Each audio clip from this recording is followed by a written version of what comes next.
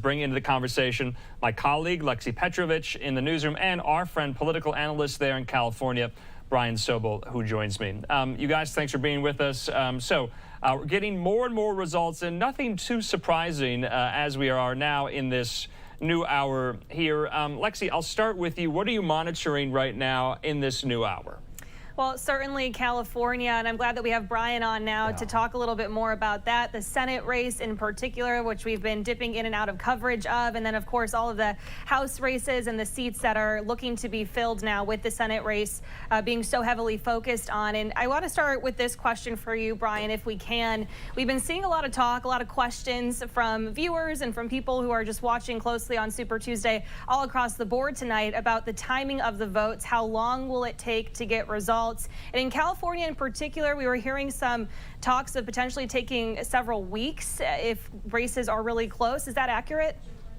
Well, typically, Lexi, in California and other states, because of the election laws, it takes a long time to get the final verification, sometimes 30 days later.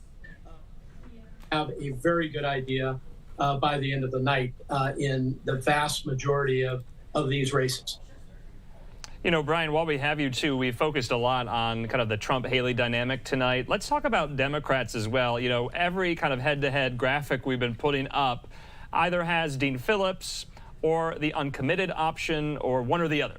And so help us make sense of that, you know, not only the Dean Phillips question, but this uncommitted option. It's somewhat being used as a protest vote against Joe Biden for whatever reason. In Michigan last week, it was about his handling of the Israel-Hamas war. It's on several states' ballots tonight. For Democrats specifically, this isn't a new option for Democratic voters in primaries, though it's being wielded differently this year. Do I have that right?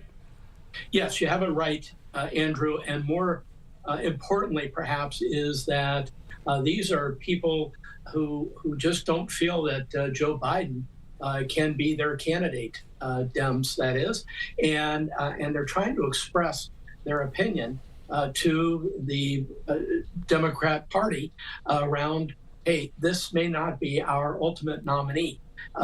It's one of those things where, as you see it state by state, and the numbers in Massachusetts are very interesting, but who knows whether any of the leading Dems will take note of it, because at the end of the day, President Biden wins going away. But there is something there. There is something there.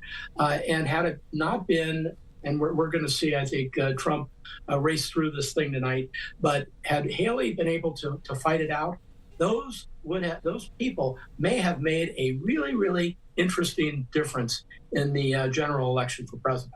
Yeah, that's kind of what I was thinking about. I mean, could you imagine if there was like an uncommitted option in the general and what that would look like as well here? But this uncommitted option, people are going to interpret it how they want, you know, and we're not going to get any kind of real data very, very soon on whether or not it's a protest vote on Israel-Hamas, about Biden's handling of the economy, about his age and questions about his mental acuity, or the fact that, much like Nikki Haley says, voters want an alternative. They don't want a Trump-Biden rematch as well. Brian, let's talk about Nikki Haley. Bill Melugin caught up with her and members of the Haley campaign earlier today. They asked if there were certain states they feel better about than others today, and they said they will not name individual states, but said that a good indicator is to look at where they've spent their time campaigning in recent days. They have been all over the map, Brian and Lexi. Lexi, you know, Haley has been in so many of these Super Tuesday states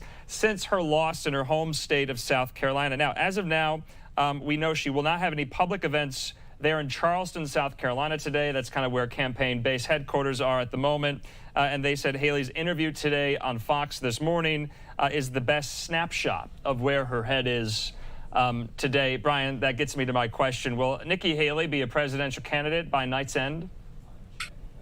By night's end, still, but not long thereafter. Okay. You know, she has really made her case to a lot of Republicans that she's the real deal. 2028 will be out there, but, you know, in politics, 4 years is an eternity.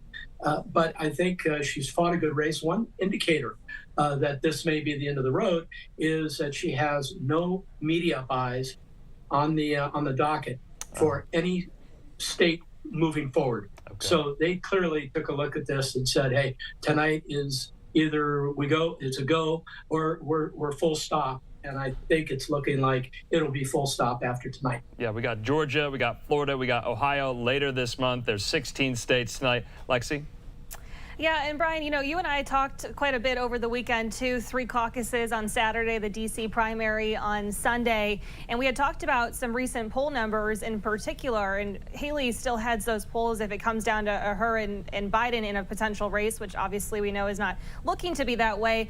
But we've also seen Trump also take some leads in potential polls with him and Biden, something that's been a bit of a change in recent days, though those polls have been pretty close when you look at them. So what do you make of those poll numbers? And it's a question that I've been asking all night, and I think a question that many people have is, for those people who are all in Haley's corner, what does that mean come November? Do they sway to the Trump side? Do they sway to the Biden side? Or are they still in that middle portion and don't know?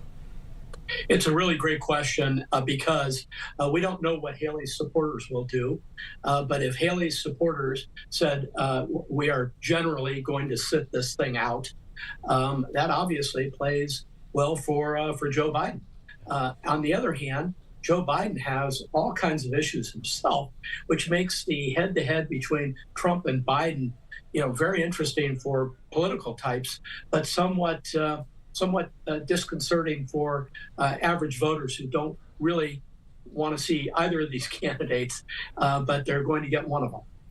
All right, Brian Sobel, we got to leave it at that. We're going to check in a little bit later on as we get results in for some of these California down ballot races. Lexi Petrovich, my colleague in the newsroom, we're just getting started.